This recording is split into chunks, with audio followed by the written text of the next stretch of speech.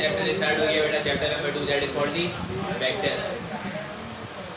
इस टॉपिक इस चैप्टर के अंदर जो मैंने इंपॉर्टेंट टॉपिक पे निशान लगवाए ना, अगर आप बोर्ड के एग्जामिनेशन पॉइंट ऑफ व्यू से देखोगे तो वही सवाल जो है वो हर साल आ रहे होते हैं। तो इसका मतलब ये नहीं कि हम वो सवाल पढ़ करके नंबर दे देते हैं।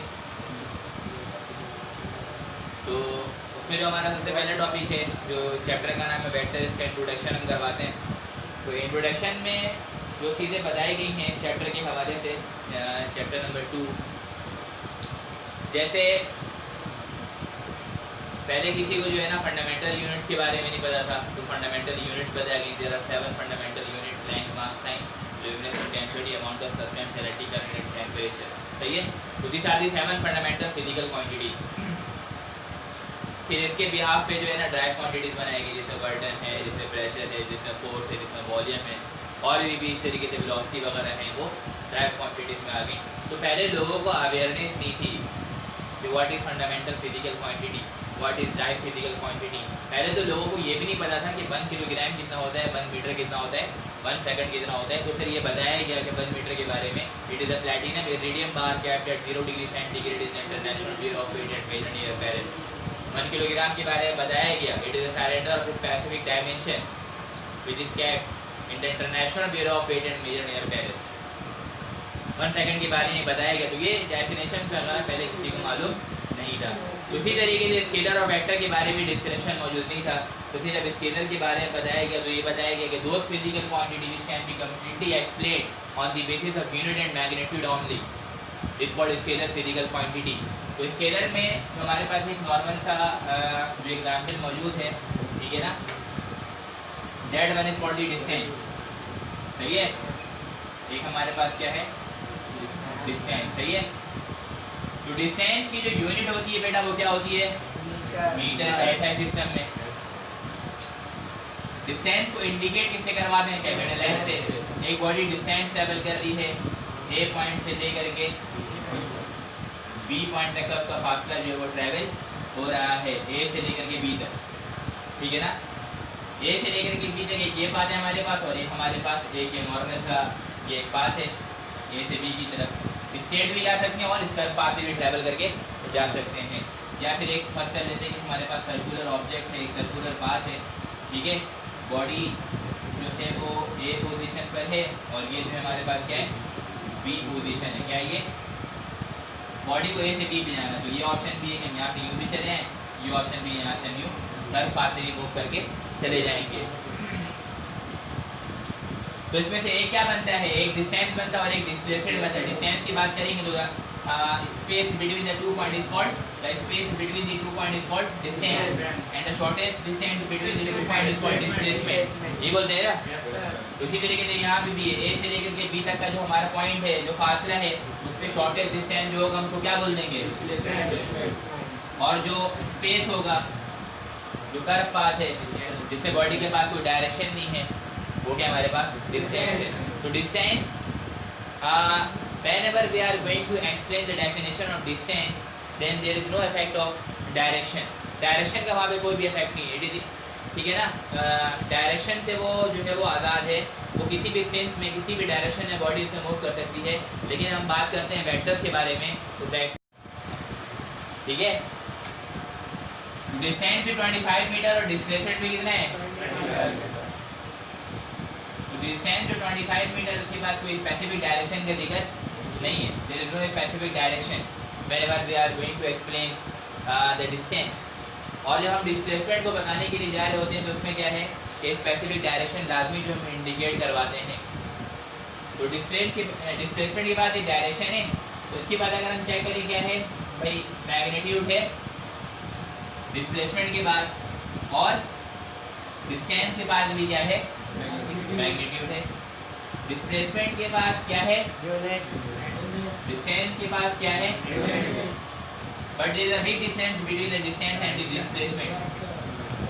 इन displacement there is a specific direction. Body A से बी की तरफ जा रही है तो एक स्पेसिफिक डायरेक्शन है। बॉडी ए से बी की तरफ जा रही है, इस पॉइंट पे डायरेक्शन कुछ और होगा, इस पॉइंट पे डायरेक्शन कुछ और होगा, इस पॉइंट पे डायरेक्शन कुछ और होगा, इस पॉइंट पे डायरेक्शन, इस पॉइंट पे डायरेक्शन, इस पॉइंट पे डायरेक्शन, इस इसमें हर पॉइंट पे डायरेक्शन क्या होता चला जाएगा, चेंज होता चला जाएगा। तो there is a big difference between the scalar and the vector quantity and one of the most which must have to be specified, that is the specification of the direction. There is no specification of direction in the scalar physical quantities. They can only be explained on the basis of magnitude and unit only. And whenever we are going to explain the definition of vector physical quantity, then there is a addition of a direction. That is, there must have to be the magnitude, unit, as well as the direction of the body, which completely define or describe the definition of vector quantity. बात समझ आ गई है? जो बोला समझ में भी आया नहीं आया? आया नहीं आया? आया ना? फिर सही है। तो भाई एक स्केलर और वेक्टर के बारे में हम बात कर रहे होते हैं, ठीक है? अब वेक्टर की एग्जाम्पल वगैरह हैं इस तरीके से हमारे पास। आप फोर्स को उठा लें, force is a vector quantity. आप वेलोसिटी को उठा लें, velocity is a vector quantity. आप एक्सेलरेशन उठा लो, acceleration is a vector quantity, ठीक है? इसी तरीके से हमारे पास बहुत सारे जो है वो वेक्टर फिजिकल क्वांटिटीज़ हैं। ये बात समझ में आ गई यहाँ तक? तो डेफिनेशन वगैरह लिख लो इसकी फटाफट खुद से। इसके बाद जो हमारा टॉपिक हो गया बेटा रिप्रेजेंटेशन ऑफ वेक्टर है। अगर एक वेक्टर को आपको रिप्रेजेंट करवाना है तो आखिर क्या सिंपलेस्ट तरीका है जिससे हम किसी वेक्टर को रिप्रेजेंट करवा सकते हैं, ठीक है?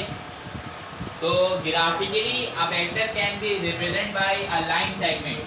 अगर किसी वेक्टर को आपको रिप्रेजेंट करवाना है तो उसके लिए हम क्या यूज़ कर सकते हैं बेटा? एक लाइन सेगमेंट यूज़ कर सकते हैं, सही है ना? एक लाइन सेगमेंट जो हम यूज़ कर सकते हैं। Graphically a vector can be represent by a line segment with an arrow head on its top. तो टॉप पे क्या लगा देते हैं हम? Arrow head. ये जो लाइन सेगमेंट है इसका, ये जो लाइन सेगमेंट है, ये लाइन सेगमेंट इस किसी भी वेक्टर का जो है वो मैग्नीट्यूड शो कर रहा होता है। क्या शो कर रहा होता है? मैग्नीट्यूड। और ये जो एरो है वो क्या शो कर रहा होता है? किसी भी वेक्टर का डायरेक्शन शो कर रहा होता है। तो वेक्टर के पास डायरेक्शन होना बहुत ज़्यादा ज़रूरी है। That is why we have to locate और indicate an arrow head on the top of the line segment which indicate the direction of the vector. एक वेक्टर ए है हमारे पास, ठीक है?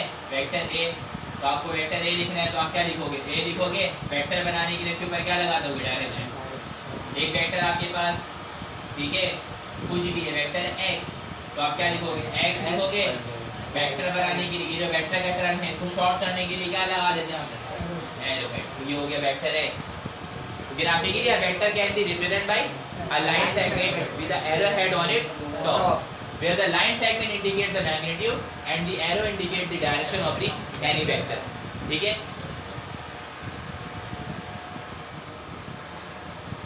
अगर आपको एक्सप्रेस करना है, बताना है, तो आखिर आप किस तरीके से करेंगे, सही है? एक आपके पास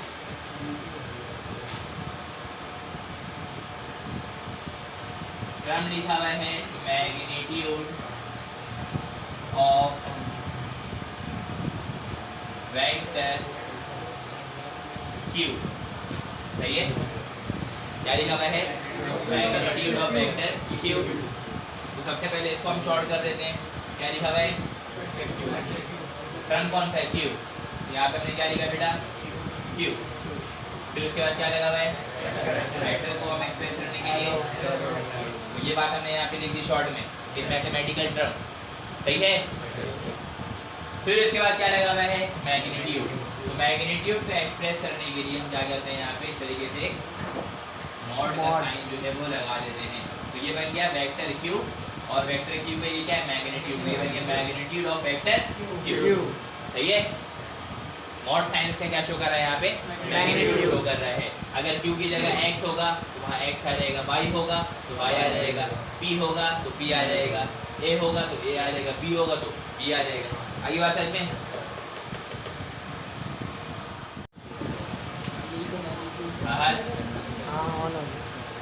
head loop, tail loop. Vectors को ऐड करवाने का एक सबसे आसान तरीका, बहुत आसान तरीका जो है वो क्या है? हेड टू टेल रूट का है। जिसमें हम एक वेक्टर के हेड को दूसरे वेक्टर के टेल से हम क्या करवा देते हैं, ज्वाइन करवा देते हैं। सही है। लेट अस सपोज हमारे पास एक वेक्टर ए है, एक बी है, एक सी है। ए जो है वो 5 सेंटीमीटर का है, बी जो है वो 6 सेंटीमीटर का है और सी जो है वो 7 सेंटीमीटर का है। सही है। और सबके पास जो है वो डिफरेंट डायरेक्शन जो है वो मौजूद है, स्पेसिफिक डायरेक्शन। ये ईस्ट की जानिब हो सकता है, वेस्ट की जानिब हो सकता है, ये नॉर्थ की जानिब हो सकता है, साउथ की जानिब हो सकता है। सी की भी कोई स्पेसिफिक डायरेक्शन हो सकती है, नॉर्थ ईस्ट भी हो सकता है, वेस्ट साउथ भी हो सकता है, नॉर्थ ऑफ ईस्ट भी हो सकता है, वेस्ट ऑफ साउथ भी हो सकता है। ठीक है ना, दोनों में फर्क पता है ना, north east and east of north, दोनों का फर्क पता है या नहीं पता है? नॉर्थ ईस्ट, जैसे नॉर्थ ईस्ट यहाँ पे मैंने ड्रॉ किया, ठीक है, ये क्या है, ये क्या है, ये क्या है, नॉर्थ ईस्ट के मैंने अगर यहाँ पे 90 डिग्री बन रहा है तो 90 का हाफ क्या होगा, 45, तो ये हो गया 45 डिग्री, ये हो गया नॉर्थ ईस्ट। सही है। क्या हो गया ये, नॉर्थ ईस्ट, नॉर्थ ईस्ट। इसको ईस्ट नॉर्थ भी बोल सकते हैं हम। यहाँ पे मैंने ड्रॉ कर दिया तो ये क्या बन गया, साउथ या साउथ ईस्ट। यहाँ पे ड्रॉ कर दिया तो ये क्या बन गया, साउथ वेस्ट। यहाँ पे ड्रॉ कर दिया तो नॉर्थ वेस्ट या वेस्ट। बात नहीं, लेकिन एक टर्म हम लिखते हैं जैसे ईस्ट ऑफ नॉर्थ लिखा हुआ है, क्या लिखा हुआ है बेटा, east of north, east of north, north, मतलब ईस्ट से करीब नॉर्थ से दूर। ये लाइन इस तरीके से ड्रॉ की, ये हो गया ईस्ट से करीब और नॉर्थ से दूर, तो ये क्या हुआ, ईस्ट ऑफ नॉर्थ। अब बताओ ये लाइन कौन सी हुई, south of east, south of east. ये लाइन कौन सी हुई, साउथ ऑफ वेस्ट, ये लाइन कौन सी हुई, नॉर्थ ऑफ वेस्ट। बात समझ आ रही है। तो ये फर्क होता है इन दोनों के दरमियान का। तो यहाँ पे ये जो डिफरेंट वेक्टर्स हमारे पास ए बी और सी, ये डिफरेंट डायरेक्शन में है, इन वेक्टर को हमें ऐड करवाना है by using the head to tail rule, head to tail rule की मदद से। ठीक है, 5 सेंटीमीटर है, लेट अस सपोज की डायरेक्शन जो ईस्ट की जानिब है, ये 5 सेंटीमीटर है, ये वेक्टर ए है हमारा। ठीक है, और जो वेक्टर बी है फर्स्ट कर लेते हैं, नॉर्थ की जानिब है, ये 6 सेंटीमीटर है, तो ये रहा हमारा 6 सेंटीमीटर, ये वेक्टर बी हो गया। और ये वेक्टर क्या हो गया ए, ये कितना हमारा 5 सेंटीमीटर, हैविंग स्पेसिफिक डायरेक्शन। तो इसमें क्या हो रहा है, एक वेक्टर का हेड दूसरे के टेल से। अब दूसरा अगर और भी वेक्टर्स होंगे तो हम क्या करेंगे, तीसरे वेक्टर के दूसरे वेक्टर के हेड को तीसरे वाले के टेल से क्या कर देंगे, इस तरीके से ज्वाइन करते हुए चलाएंगे। आगे बात समझ में। तो when the head of the first vector is connected with the tail of the second vector and the head of the second vector is connected with the tail of the third vector and so on. और इसी तरीके से जब vectors add हो रहे होते हैं कि एक का हेड दूसरे के टेल से, दूसरे का हेड तीसरे के टेल से, तीसरे के हेड चौथे के टेल से, और लिखते लिखते लिखते लिखते पूरी बॉडी कॉपी हम कर देंगे। ठीक है ना, क्योंकि आगे तो हमको सवाल आ रहा नहीं होगा करने के लिए, आप लोग सिर्फ क्या लिखते रहेंगे, समझ आ रही है। 3 घंटे गुजरेंगे तो कॉपी तो फुल भरी हुई होगी। मेरे ख्याल में जो टॉप करेगा पूरे कराची में उसकी कॉपी इतनी भरी होगी इतनी हमारी भरी होगी। सही है।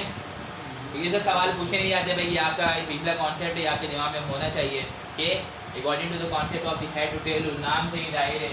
ठीक है ना, एक का हेड दूसरे के टेल से, दूसरे का हेड तीसरे के टेल से, तीसरे का हेड चौथे के टेल से, ये आपस में कनेक्ट होता चला जाएगा। तो हम क्या बोल रहे होते हैं, हेड टू टेल रूल। सही है। अब यहाँ पे ये वाला वेक्टर जो है वो कंपोनेंट वेक्टर कहलाएगा। ये कंपोनेंट चूंकि हिस्सा है, अगर ये एक और वेक्टर है सपोज सी, ठीक है ना, ये भी क्या होगा, कंपोनेंट वेक्टर होगा। तो ये सारी कंपोनेंट वेक्टर, लेकिन अगर मैं ऐसा एक वेक्टर ड्रॉ कर दूं जो हेड टू हेड और टेल टू टेल आपस में ज्वाइंट हो, जैसे यहाँ हेड टू हेड कनेक्शन नजर आ रहा है आप लोगों को, रिजल्टेंट कनेक्शन नजर आ रहे हैं, तो ऐसे वेक्टर का नाम दिया जाता है रिजल्टेंट वेक्टर। तो resultant vector is a combined effect.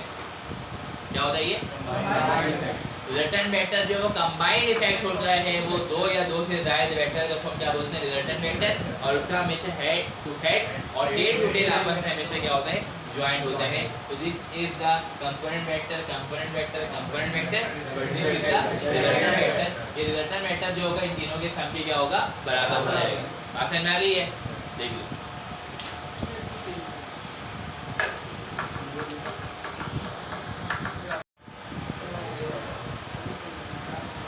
Addition of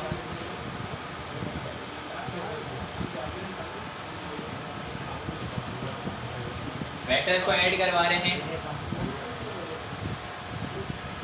तो वेक्टर को ऐड करवाने का तरीका हेड टू टेल रूल का भी है, parallelogram law of vector addition भी है, triangular law of vector addition भी है, सही है। लेकिन जेन्युइन या एक सिंपलेस्ट तरीका जो है वो एडिशन ऑफ वेक्टर का वो क्या है कि इसमें हम दो वेक्टर्स को ऐड करवाते हैं, जिसके नतीजे में एक नया वेक्टर मिलता है जिसका मैग्नीट्यूड उन दोनों के मुकाबले में कम होकर के ज़्यादा होता है। जैसे एक वेक्टर है हमारे पास ए, ठीक है ना, 5 सेंटीमीटर, एक वेक्टर है हमारे पास बी, सही है, ये हमारे पास 8 सेंटीमीटर, ठीक है। इन दोनों का रिजल्टेंट निकालना है, तो रिजल्टेंट निकालने के लिए क्या करते हैं, दोनों को ऐड करवा देते हैं। या एक न्यू वेक्टर आता है, दिस इज द रिजल्टेंट और it may be a new vector which is going to obtain by means of the addition of this two vector, vector A and vector B. Vector A को और vector B को add करवाने पे एक नया vector मिल रहा है जिसका मैग्नीट्यूड इन दोनों के मुकाबले में क्या होगा, ज़्यादा होगा। एक हमारे पास ए कितना है 5 और बी कितना है 8, तो रिजल्टेंट या जो एडिशन ऑफ वेक्टर के बाद 8 और 5 कितना हुआ 13, जिसका मैग्नीट्यूड क्या हो गया, बढ़ गया। मैग्नीट्यूड इसमें ग्रेटर हो जाता है, ज़्यादा हो जाता है। और ये आया हमारे पास 13 सेंटीमीटर, इसकी भी एक डायरेक्शन होगी, तो this is the addition of vector. When two vectors are added, as such, a vector of greater magnitude is obtained is called resultant vector. Addition.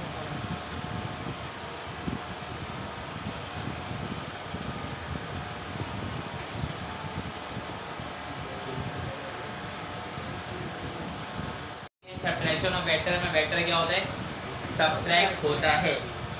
क्या होता है बेटा, सब्ट्रैक्ट होता है। तो इसमें जरा हम देखेंगे कि आखिर वेक्टर सब्ट्रैक्ट किस तरीके से होता है। एक वेक्टर है हमारे पास ए, सही है, उसकी डायरेक्शन है कुछ इस तरीके से, सही है। एक वेक्टर है हमारे पास बी, उसकी डायरेक्शन भी क्या है, कुछ इसी तरीके से है, सही है। Both having the same direction. अगर इसको हम ऐड करवाते हैं, लेट सपोज मिलने वाला न्यू वेक्टर आर है, तो ये क्या होगा बेटा a plus B, but this is not the subtraction of vector, this is called the addition of vector, ठीक है ना। तो अगर आपको सब्ट्रैक्शन करवाना है तो a और b के दरमियान में साइन कौन सा आना चाहिए, माइनस का। तो हम क्या करते हैं, r is equal to a, ये प्लस b को क्या करवा देते हैं, माइनस का। जब ये माइनस का होगा तो जो b वेक्टर है इसकी डायरेक्शन अभी लेट सपोज नॉर्थ की तरफ है, या ये जो नॉर्थ ईस्ट की तरफ है, तो इसकी डायरेक्शन इसी की क्या हो जाएगी, बिल्कुल अपोजिट। क्या हो जाएगी, इसकी अपोजिट। तो ये अपोजिट डायरेक्शन होगी due to the negative sign. पहले इसकी डायरेक्शन इस तरफ थी, अब डायरेक्शन इसकी रिवर्स हो गई है, तो ये r इज इक्वल टू क्या हो जाएगा, a प्लस माइनस माइनस और ये b, तो ये बन गया सब्ट्रैक्शन ऑफ वेक्टर।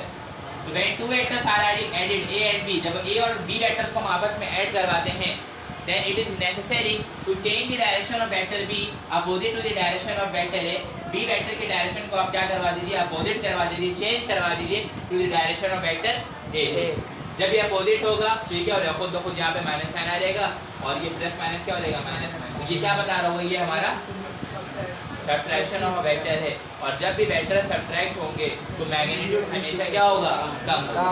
बात समझ आ गई है। Yes sir. Negative of vector, किसी भी वेक्टर का नेगेटिव हो जाना। एक वेक्टर ए है आपके पास, वो लेट सपोज 5 सेंटीमीटर वो इन मैग्नीट्यूड है वेक्टर ए, इसको आपको क्या करना है, नेगेटिव करना है। तो इस वेक्टर को आप क्या कर दो, ठीक है ना, जो 5 सेंटीमीटर है इसको आप मल्टीप्लाई करवा दो किसी भी एक नेगेटिव नंबर से, किसी भी तो ये क्या हो जाएगा, a is equal to minus 5 centimetre. तो ये वेक्टर क्या हो गया, नेगेटिव। जब ये नेगेटिव होगा, फर्स्ट कर लेते हैं, a वेक्टर की डायरेक्शन इस तरफ थी, इन ईस्ट। जब ये नेगेटिव होगा ये डायरेक्शन क्या हो जाएगा, चेंज, अपोजिट। तो ईस्ट है, इधर क्या है, West. ये वेस्ट डायरेक्शन, मतलब एंगल 180 डिग्री के हिसाब से चेंज हो जा रहा है डायरेक्शन के लिए। तो this is called the negative of vector. कि जब किसी भी वेक्टर को आप नेगेटिव नंबर से मल्टीप्लाई करोगे तो वो क्या हो जाएगा, नेगेटिव, और उसका डायरेक्शन उसके बिल्कुल क्या हो जाएगा, Opposite. अभी हम लोग हो गया नल वेक्टर। तो नल वेक्टर में जो नल के मायने हैं वो है सिफर, जीरो, है ना। बहुत सारे लोग बोलते हैं ये नल्ला है ना, मतलब तो कुछ भी नहीं आता, है ना। तो नल वेक्टर क्या है, एक ऐसा वेक्टर जिसका मैग्नीट्यूड क्या होगा, जीरो होगा। वेक्टर को बताने के लिए यूनिट, मैग्नीट्यूड और डायरेक्शन चाहिए ना, तो जीरो भी क्या है, मैग्नीट्यूड है, ठीक है। यूनिट और डायरेक्शन ऑलरेडी है, ठीक है। तो एक ऐसा वेक्टर जिसका मैग्नीट्यूड क्या होगा, जीरो, एक वेक्टर ए है, ठीक है, और वो 0 मीटर का है। कितने मीटर का है, 0 मीटर। या कोई भी ऐसा वेक्टर जिसका मैग्नीट्यूड क्या होगा, सिफर, हम उसको क्या बोलेंगे, null vector. A vector whose magnitude is 0 is called null vector। और नल वेक्टर के साथ ही जो है जिसका एक कजन है उसका नाम है यूनिट वेक्टर। क्या नाम है, यूनिट वेक्टर। तो ये सब थोड़ा सा आगे है। तो थोड़ा सा आगे किस तरीके से है, ये कि ऐसा वेक्टर है जिसका मैग्नीट्यूड कितना हो, ओनली 1 यूनिट, यूनिट के माने 1, उसको हम क्या बोलते हैं, यूनिट वेक्टर का मैग्नीट्यूड, यूनिट वेक्टर, जिसको हम किससे इंडिकेट करवाते हैं, किसी भी वेक्टर का जो यूनिट वेक्टर होगा ए, तो ए का जो यूनिट वेक्टर होगा वो स्मॉल ए से इंडिकेट होगा। इसके ऊपर हम कैप लगाते हैं। नमाजी और फरीदगार फैमिली से तो ताल्लुक है। एक वेक्टर आर है तो इसका यूनिट वेक्टर क्या होगा, स्मॉल आर। ये लोग क्या लगाते हैं, कैप, वो भी लगाते हैं, ठीक है। The unit vector is indicated by a small letter with a cap on its head। हम क्या लगाते हैं उसके ऊपर, एक कैप लगाते हैं, ठीक है। अब अगर कोई यूनिट वेक्टर मालूम करना है तो उसका फॉर्मूला क्या होता है, ठीक है। लेट अस सपोज एक वेक्टर ए है, ठीक है ना। तो इसका आपको अगर यूनिट वेक्टर मालूम करना है तो ये क्या होता है, वेक्टर ए, क्या, vector A divided by magnitude of vector A, vector A divided by magnitude of vector A. Let us suppose A एक वेक्टर है, ये है आपके पास 2i + 3j - 4k। अब ये i, j और k का इस्तेमाल आने वाला है। ये i, j और k यूनिट वेक्टर्स कहलाते हैं। इसका मैग्नीट्यूड 1 होता है i, j और k के फॉर्म में। ये i, j और k भी बहुत ज़्यादा इस्तेमाल में आने वाला है बेटा। तो अगर आपसे कह रहे हैं कि इस वेक्टर का क्या मालूम करें, यूनिट वेक्टर मालूम करें, तो यूनिट वेक्टर मालूम करने के लिए क्या होता है, vector A divide by magnitude of vector A, ठीक है। तो वेक्टर ए क्या है बेटा, 2i + 3j - 4k, ये क्या है इसका वेक्टर ए। मैग्नीट्यूड मालूम करने का फॉर्मूला है √x² + y² + z²। तो ये a का जो मैग्नीट्यूड होगा वो कैसे आएगा, x डायरेक्शन पे i यूनिट वेक्टर होता है, ठीक है, y पे j और z पे k। तो x, y and z, x कितना है बेटा 2, तो ये 2 का कितना हो जाएगा स्क्वायर, y कितना है बेटा 3, तो ये 3 का क्या हो जाएगा स्क्वायर, और ये z कितना है बेटा -4, ये -4 का क्या हो जाएगा स्क्वायर। तो 2 का स्क्वायर 4, 9 + 16 कितना हो रहा है टोटल 29। तो a का जो मैग्नीट्यूड आ रहा है बेटा वो कितना आ रहा है √29। तो ये का मैग्नीट्यूड आ गया। तो a का मैग्नीट्यूड इसी का, तो वो क्या है √29। तो आगे इसका unit vector. Unit vector can be determined by dividing the given vector by its own magnitude. अगर आप एक गिवन वेक्टर को उसके अपने ओन मैग्नीट्यूड से डिवाइड करवा देते हैं तो आपको क्या मिलता है, उसका यूनिट वेक्टर मिल जाता है। याद है, बात समझ में आ गई। इसको थोड़ा सा और आगे देखेंगे, आगे बिठा सकते हैं। यूनिट वेक्टर जो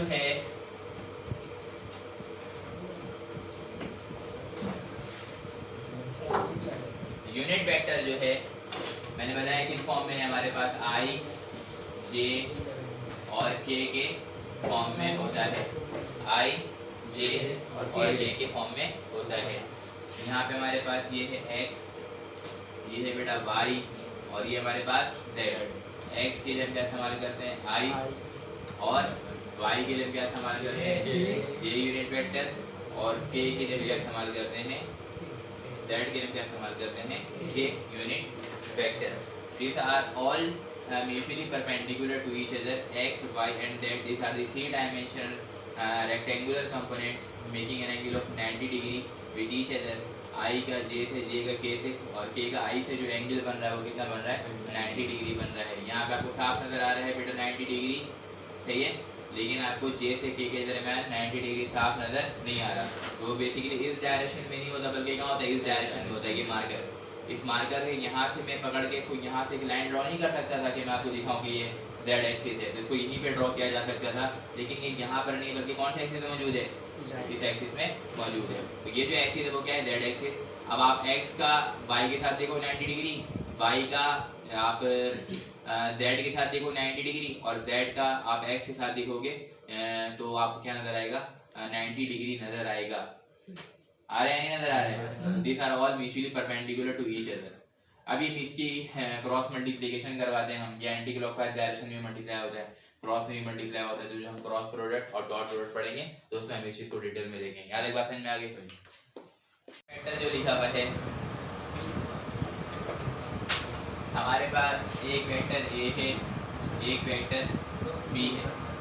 या सपोज कर लो एक हमारे पास वेक्टर Fx है, एक वेक्टर या कंपोनेंट जो है वो Fy है।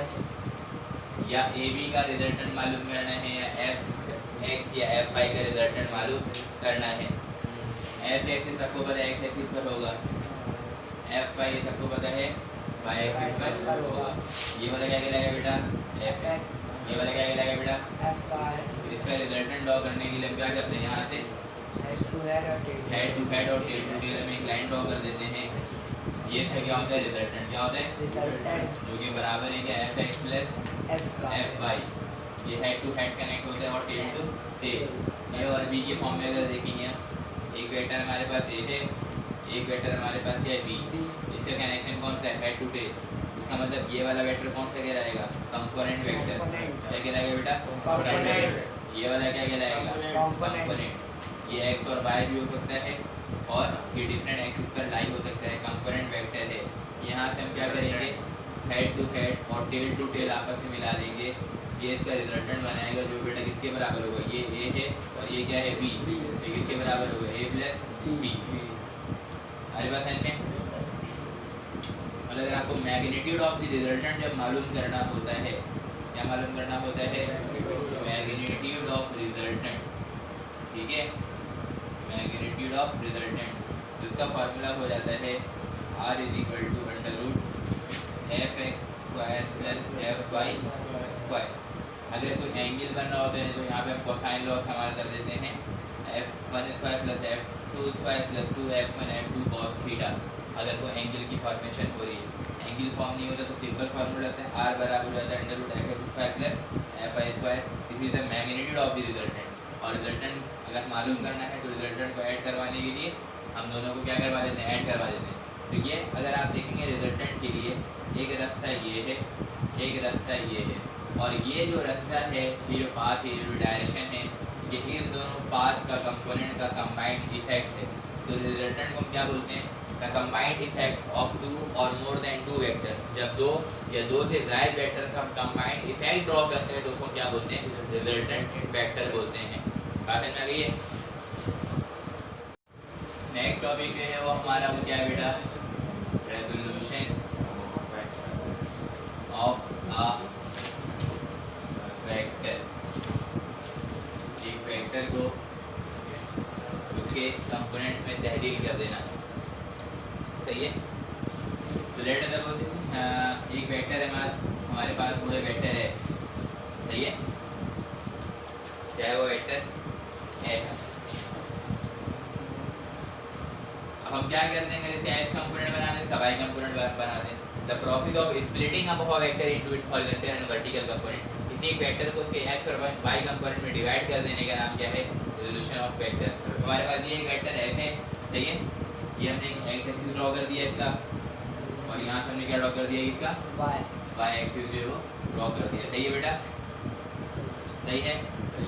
अगर आपको क्या करना है, आपको पता है ये एक्स एक्सिस है, आपको पता है बेटा ये क्या है, वाई एक्सिस है। ये एक्स और वाई यहाँ पर मीट हो रहा है, यहाँ पर इसे एक एंगल बन रहा है, that angle is called the theta. सही है नहीं? सही।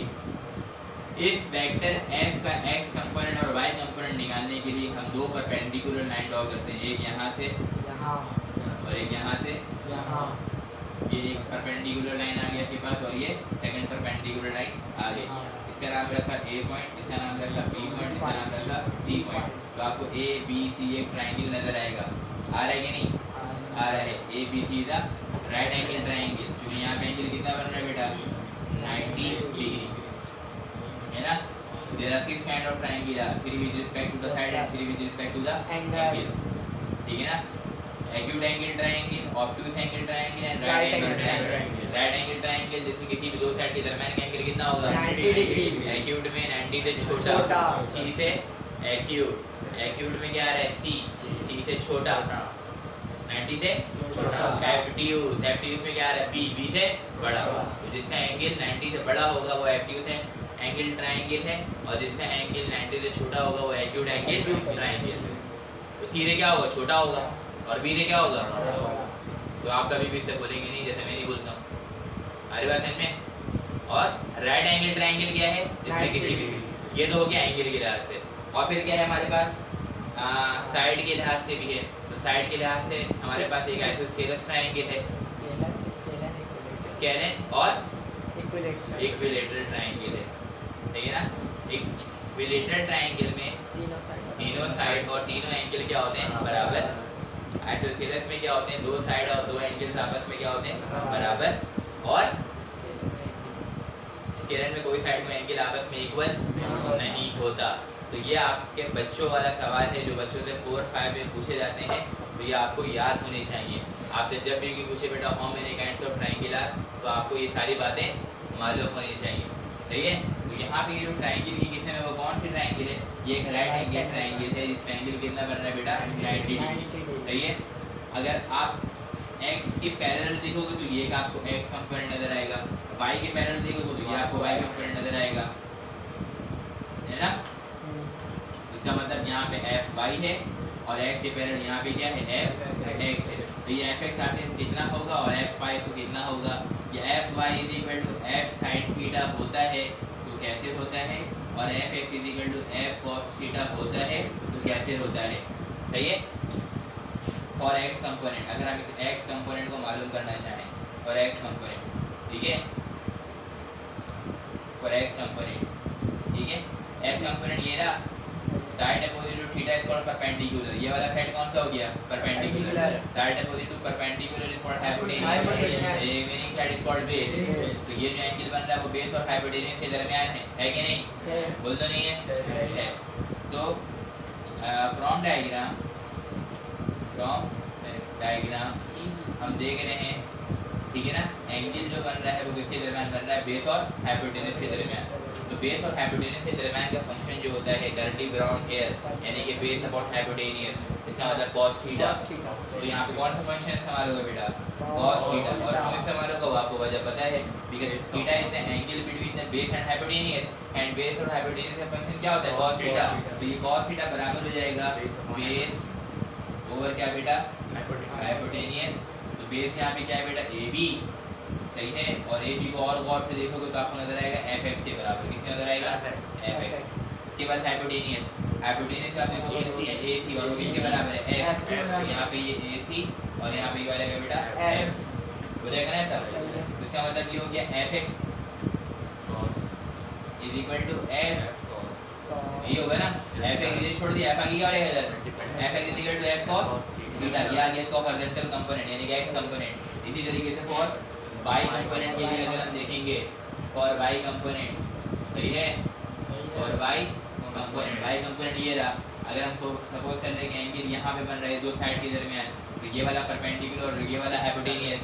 परपेंडिकुलर और हाइपोटेन्यूज के दरमियान का फंक्शन क्या कहलाता है बेटा? sin theta. तो फ्रॉम डायग्राम, दोबारा फ्रॉम डायग्राम को दोबारा कंसीडर कर लेंगे, ठीक है? यहाँ पे एंगल है, ये परपेंडिकुलर है, ये हाइपोटेन्यूज है। ये सम फिर कोई है परपेंडिकुलर और हाइपोटेन्यूज sin थीटा कहलाता है। तो फ्रॉम डायग्राम ये समझ में आ गया। तो sin थीटा होगा क्या? Perpendicular over hypotenuse. तो परपेंडिकुलर कितना है बेटा, अगर हम देखेंगे तो BC है और BC को किसके बराबर है बेटा, FY। उसके बाद नीचे क्या लिखा हुआ बेटा, हाइपोटेनियस, तो AC है, हाइपोटेनियस की जगह AC आया, लेकिन वो बराबर किसके है, F। ये किसके बराबर हो जाएगा, FY = F sin theta. sin theta. ये आ गया हमारे पास इसका वर्टिकल कंपोनेंट। तो Fx = F cos theta and Fy = F sin theta. These are the horizontal and vertical component according to the concept of the resolution of a vector, in which we resolve a vector into its horizontal and vertical component by drawing two perpendicular lines. One of them is this and the another is this. बात समझ आ गई है? चलो भाई next topic निकाल लो फटाफट।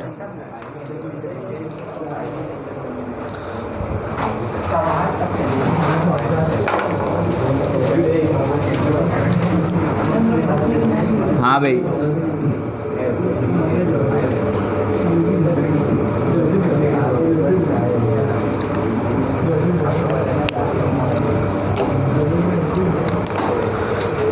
Date क्या है आज, 26।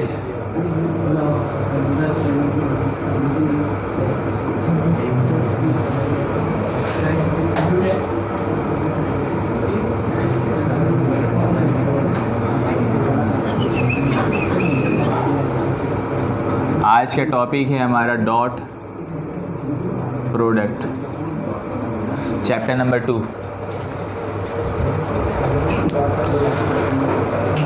डॉट प्रोडक्ट का दूसरा नाम क्या बताया मैंने, तो डॉट प्रोडक्ट बेसिकली क्या है कि जब दो वेक्टर क्या हो आपस में मल्टीप्लाई हो, लेकिन मिलने वाला आंसर क्या हो बेटा, स्केलर। जब दो वेक्टर आपस में क्या हो, मल्टीप्लाई हो, लेकिन मिले क्या, स्केलर क्वांटिटी, उसको हम बोलते हैं डॉट प्रोडक्ट या उसको हम बोलते हैं स्केलर प्रोडक्ट। सही है। When two vectors are multiplied as such we get a scalar quantity in result that is called the dot product.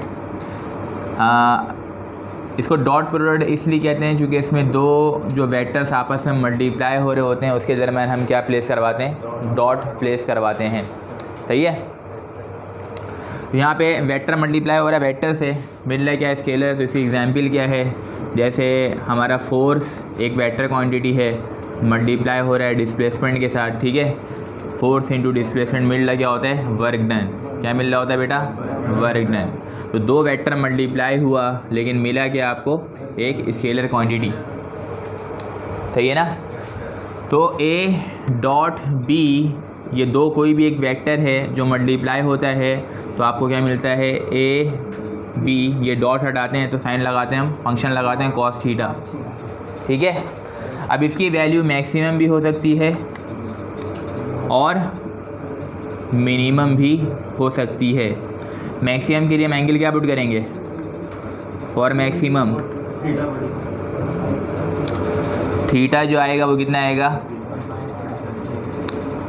cos 0 बराबर हो जाए 1 के, तो थीटा कितना पुट करेंगे, 0 डिग्री। कितना पुट करेंगे, तो ये क्या हो जाएगा, A dot B is equal to A B cos theta की जगह 0। cos 0 किसके बराबर होता है, 1 के। तो A dot B is equal to क्या आ जाएगा, ए बी। ये आ गया इसका मैक्सिमम कंडीशन। मिनिमम कंडीशन के लिए क्या करेंगे, for minimum condition, for minimum condition, ठीक है ना, put theta is equal to 90 degree और कॉस 90 इसके बराबर होता है 0 के। तो A dot B is equal to A B cos theta है, तो ये हो जाएगा A dot B is equal to A B cos theta की जगह 90 और कॉस 90 कितना होता है, 0। तो A dot B is equal to क्या हो जाएगा, 0। तो this is the minimum condition of dot product. So dot product can be maximized by putting the value of theta is equal to 0 degree. As such the result will be maximum. और for minimum के लिए हम condition क्या put करते हैं, theta is equal to 90 degree, तो हमारे पास रिजल्ट क्या आता है, A dot B is equal to 0। सही है। फॉर्मूला है ये, A dot B is equal to A B cos theta इसको म्यू भी लिखते हैं, A dot B is equal to ये जो ए है ये मॉड ऑफ ए होता है, ये जो बी है ये मॉड ऑफ बी होता है, और ये हम क्या लगा रहे थे यहाँ पे कॉस थीटा। सही है। अब इसकी कुछ प्रॉपर्टीज़ हैं, क्या हैं प्रॉपर्टीज़।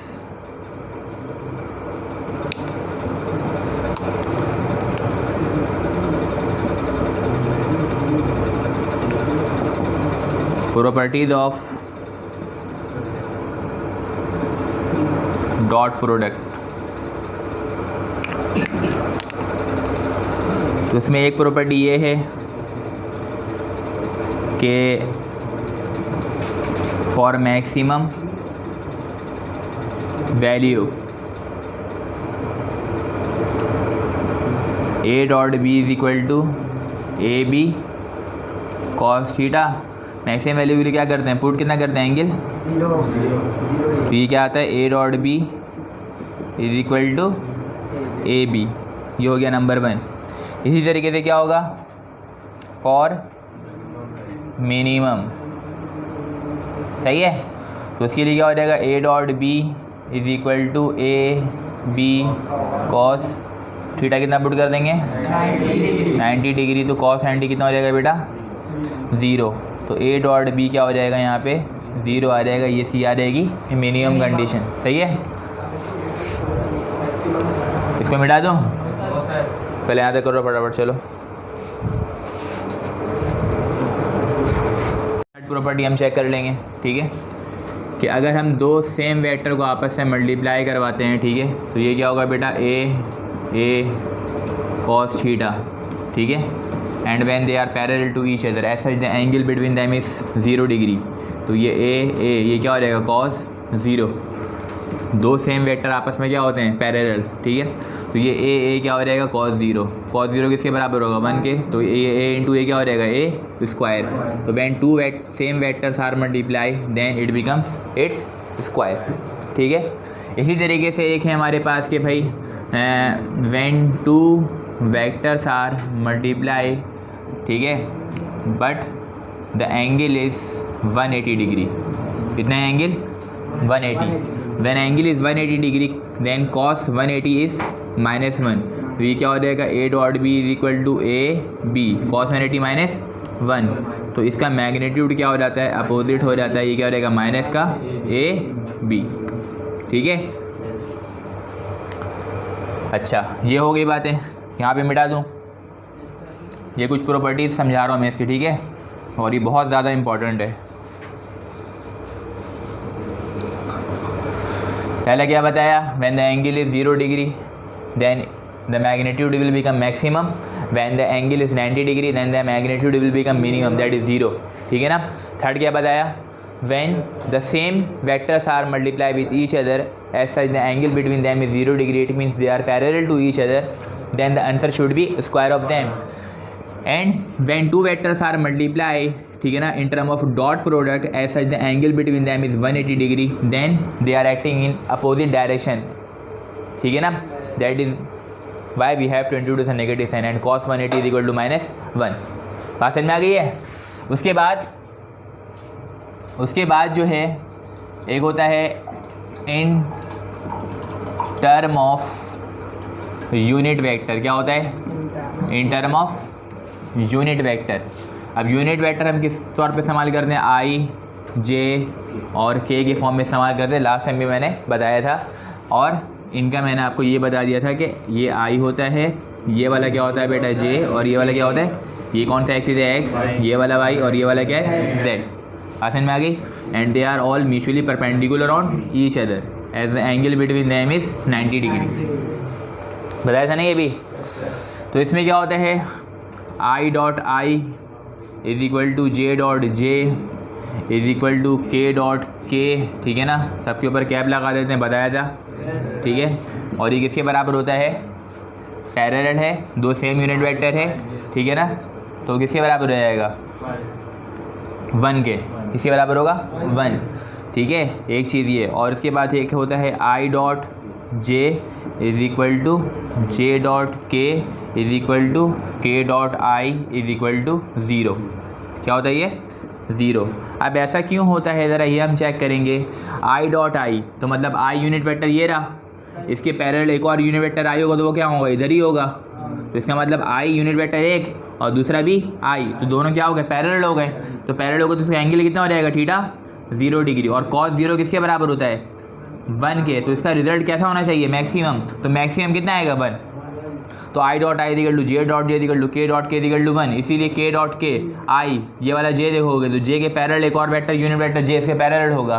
के पैरेलल एक और यूनिट वेक्टर से क्या होगा, पैरेलल होगा। जब ये पैरेलल होंगे तो angle 0 degree, angle 0 degree, angle 0 degree. जब ये 0 0 और 0 होगा तो इसका फंक्शन क्या बनेगा, बात समझ में आ रही है। इसी तरीके से when I dot J, two different vectors, हम जानते हैं टू डिफरेंट यूनिट वेक्टर्स के दरमियान का एंगल कितना है, 90 है। चाहे वो आई से जे का हो, चाहे वो आई से के का हो, चाहे वो जे से के का हो, वो सारे आपस में क्या है, म्यूचुअली परपेंडिकुलर। इसीलिए जब दो डिफरेंट यूनिट वेक्टर्स को आपस में मल्टीप्लाई करवाते हैं according to the condition of dot product, then I dot J equal to J dot K dot I, ये सारे आपस में बराबर होते हैं और वो क्या होंगे, 0।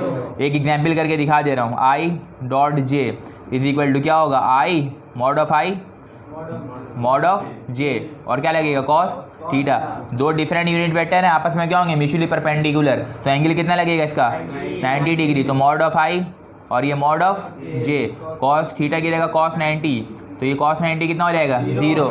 तो ये बचेगा mod of I mod of J, और यहाँ पे कॉस 0 क्या हो, कॉस 90 क्या हो जाएगा, 0। तो सारा मल्टीप्लाई का आंसर क्या आएगा, 0। तो जहाँ पे भी दो डिफरेंट यूनिट वेक्टर्स होंगे इन टर्म ऑफ डॉट प्रोडक्ट का आंसर क्या आएगा, 0। अगर आप इसको चेक करोगे, आई डॉट आई, फर्स्ट करो यहाँ पे आई डॉट आई है, तो यहाँ पे भी क्या होगा, I cos theta, I cos 0 क्या होगा, 1। तो जब यहाँ पर 1 आएगा, तो 1 मल्टीप्लाई होगा इससे, तो क्या बचेगा, आई जे। आई क्या यूनिट वेक्टर, आई की जगह क्या पुट करोगे, 1, जे की जगह क्या पुट करोगे, 1 1 दा 1, तो उसका आंसर क्या आएगा, 1। आगे बात समझ में। इसके बाद एक जो चीज़ है इसमें, जो मैंने आपको लिखाया था कि dot product obeys the commutative law। Commutative law क्या कहता है कि अगर हम ऑर्डर को आगे पीछे करें तो आंसर पे फर्क ना पड़े। जैसे a प्लस बी बराबर है किसके, b प्लस, इसको नॉर्मल कहते हैं हम कम्यूटेटिव लॉ, ठीक है। तो इसी तरीके से डॉट प्रोडक्ट ऑबेज दी कम्यूटेटिव लॉ को जो फॉलो कर रहा है उसमें क्या है, ये होता है a dot b is equal to b dot a। तो इसका मतलब ये कम्यूटेटिव लॉ को क्या करेगा, फॉलो करेगा। एक वेक्टर है हमारे पास a डॉट b, क्या है, और वो बराबर है किसके, b डॉट। तो पोजीशन को फ़र्क करे लेकिन ये आपस में क्या है, इक्वल है, सही है। तो इसको कहते हैं हम कम्यूटेटिव फंक्शन। अब इसमें क्या होगा कि a dot b is equal to b dot a।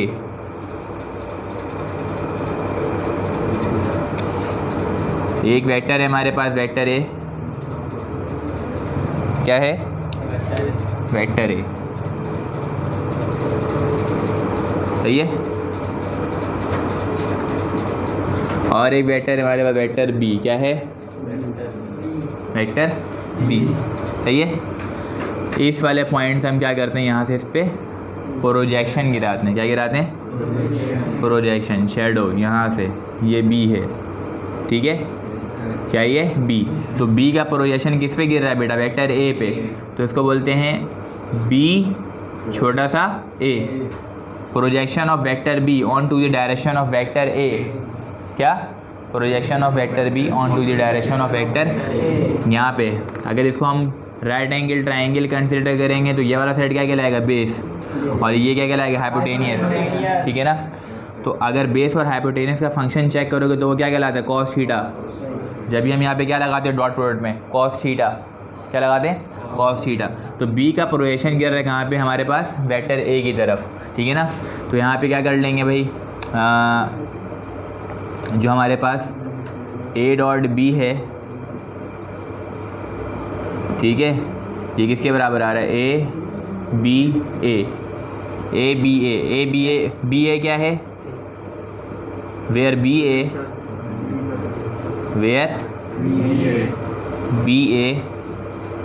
is क्या है, projection of vector B on to the direction of क्या, वेक्टर A। तो दैट इज़ ये जो A डॉट B हमने लिखा है ये किसके बराबर हो जाएगा, A B, ठीक है, A B A। अब ये जो B है नज़र आ रहा है, B का A के साथ एंगल क्या बन रहा है, कॉस थीटा। तो ये जो BA है ये किसके बराबर है, B कॉस थीटा। तो लिहाजा देयरफॉर ये जो A डॉट है B आ गया हमारे पास, वो किसके बराबर आ गया, A B A किसके बराबर है। तो हम जो डायरेक्ट लिख रहे थे ना A dot B equal to A B cos theta, वो किस तरीके से आता है, वो इस तरीके से आ रहा होता है, सही है।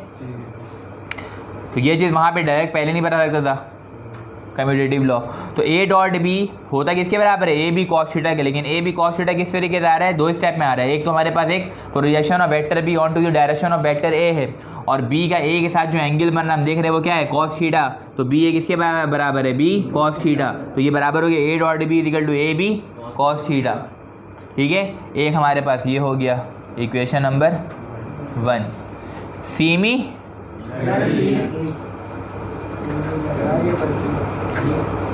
ठीक है ना।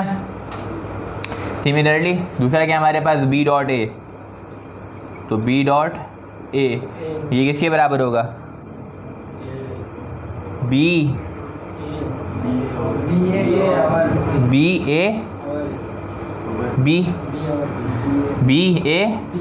अब A B क्या है, फिर वही करेंगे भाई, फिर क्या करेंगे, एक और डायग्राम बना देंगे, सही है। ये एक वेक्टर है हमारे पास, इस वेक्टर का नाम क्या है, B, क्या है ये, और ये वेक्टर कौन सा है, कौन सा है बेटा वेक्टर, A। अब यहाँ से क्या गिराएंगे, प्रोजेक्शन। जब ये प्रोजेक्शन गिरेगा तो projection of vector A on to the direction of vector B, तो ये किसके बराबर होगा, A B। Projection of vector A on to the direction of vector B, ठीक है ना। B जो है यहाँ पे अगर आप देख रहे हो ये A, तो ये A small a is the unit vector. इसी तरीके से यहाँ पे B स्मॉल b क्या है, हमारा यूनिट वेक्टर है। तो ये क्या हो जाएगा, B dot A equal to B A B, सही है ना। फिर यहाँ पे क्या लिखोगे इसी तरीके से, where A B is the projection of vector A on to the direction of vector B। तो उसके बाद ये दो लाइन यहाँ पे लिखने के बाद यहाँ से काम शुरू हो जाएगा। ये हो जाएगा that is A dot B था, यहाँ पे B डॉट A है, तो ये हो जाएगा B dot A is equal to B A B है, तो ये B A B, और उसके बाद सिंस ये जो A B है वो किसके बराबर होगा, A कॉस थीटा। तो इसीलिए ये हो जाएगा therefore B dot A is equal to B A cos theta. इस वाले को हमने नाम दिया इक्वेशन नंबर 1, इस वाले को नाम दिया हमने इक्वेशन नंबर 2, ठीक है। दोनों का एक साइड बराबर है तो दोनों साइड क्या होगा, बराबर होगा। लेफ्ट बराबर है तो राइट बराबर होगा, राइट बराबर है तो लेफ्ट बराबर होगा। कंपेयरिंग इक्वेशन नंबर 1 एंड 2, क्या कर रहा हूँ आप, कंपेयरिंग इक्वेशन 1 एंड 2 का जब कंपेयर करेंगे तो यहाँ से क्या रहेगा, इधर से ले लो A B कॉस थीटा, सही है, और यहाँ से क्या ले लो B A कॉस थीटा, सही है। जब हम कॉस थीटा का फंक्शन हटाएंगे तो क्या लेकर आएंगे, डॉट का साइन। जब हम डॉट हटा रहे थे तो क्या लेकर आ रहे थे, कॉस थीटा। अब कॉस थीटा हटाएंगे तो क्या लेकर आएंगे, डॉट। तो कॉस थीटा हटा दिए तो क्या आएगा बेटा, यहाँ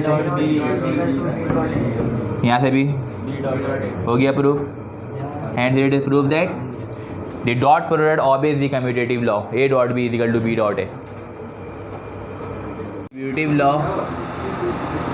कर दिए ऑफ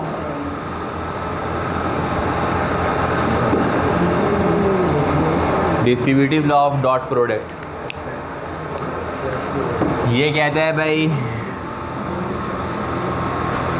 ए डॉट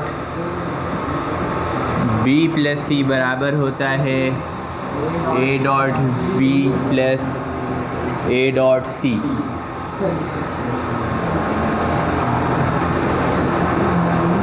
सही है। A dot B plus C is equal to A dot B plus A dot C. ठीक है, तो इसमें हम क्या करते हैं कि भाई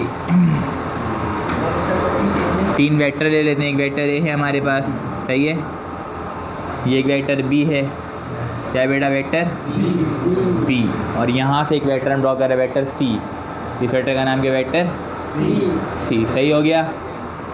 ठीक है, अब इस वाले पॉइंट से इस वाले पॉइंट को क्या कर देंगे, मिला देंगे, तो ये बनेगा आर। क्या बनेगा, जो कि बराबर है बी प्लस, है कि नहीं, बोल दो नहीं है, तो ये हो गया बी प्लस सी, ये आर वेक्टर है। सही है, यहाँ बी से एक प्रोजेक्शन गिराया, ये ए वेक्टर है ना, तो ये बी से जब एक पे प्रोजेक्शन गिरेगा तो क्या होगा, बी यही बनेगा।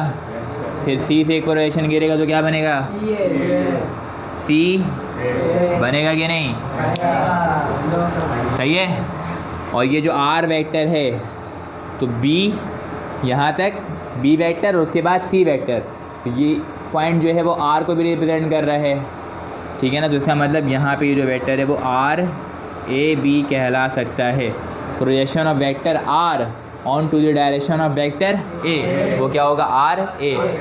जब आप आर ए को चेक करोगे यहाँ से यहाँ तक, ठीक है ना, तो आर ए आपको साफ साफ नज़र आएगा। बी ए यहाँ से यहाँ तक हो गया बेटा, हुआ कि नहीं हुआ, और यहाँ से यहाँ तक क्या हो गया, सी ए। तो आर ए जो है वो बराबर हो गया बी ए प्लस सी ए। सही है, तो यहाँ से ये वाला ये जो है हमारे पास इसके बराबर। डायग्राम समझ में आ गया सबको, हाँ। तो अब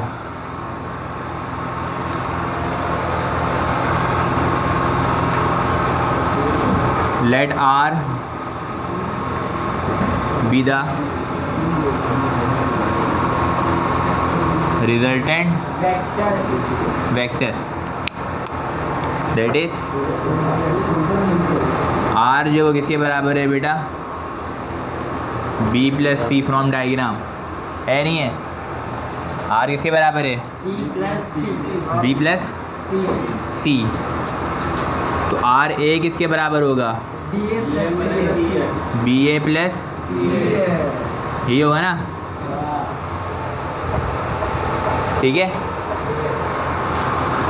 टेकिंग लेफ्ट हैंड साइड, वो क्या है, ए डॉट बी प्लस, तो ये क्या हो जाएगा, ए डॉट बी प्लस सी की जगह क्या ले सकते हैं, आर। सही है, तो ये हो जाएगा मेरे भाई A dot R is equal to A R A. होगा कि नहीं, होगा। तो ये हो जाएगा ए आर ए किसके बराबर है, बी ए प्लस, बोल दो नहीं होगा, बी ए प्लस होगा। तो जब इसको मल्टीप्लाई करवा देंगे ए बी ए हो जाएगा, और ये प्लस ए हो जाएगा। उसके बाद आगे देखो ए B A, A B A, ये बी ए, सही है ना। ए बी ए हमारे पास क्या बनेगा, ए डॉट बी बनेगा, projection of vector B on to the direction of vector A. ठीक है ना, ये हो जाएगा ए बी ए किसके बराबर होगा, बी कॉस थीटा। किसके बराबर होगा, सी कॉस थीटा। तो लिहाजा यहाँ पे ए डॉट आर था वो वैसे ही का वैसे ही चलते हुए आ रहा है। सही है, अब यहाँ पे देखो A dot R is equal to A B A, ये किसके बराबर होगा, ए बी होगा कि नहीं, और ये किसके बराबर होगा, ए सी कॉस, होगा कि नहीं, होगा। तो ये A dot R is equal to A B cos theta किसके बराबर होगा बेटा, ए डॉट बी, और ये प्लस ये किसके बराबर होगा, ए डॉट सी, और ए, आर किसके बराबर है, तो ये dot B plus is equal to A dot plus A dot, यही है, हो गया प्रूफ। तो hence dot product obvious the distributive law. बात समझ में आई नहीं आई?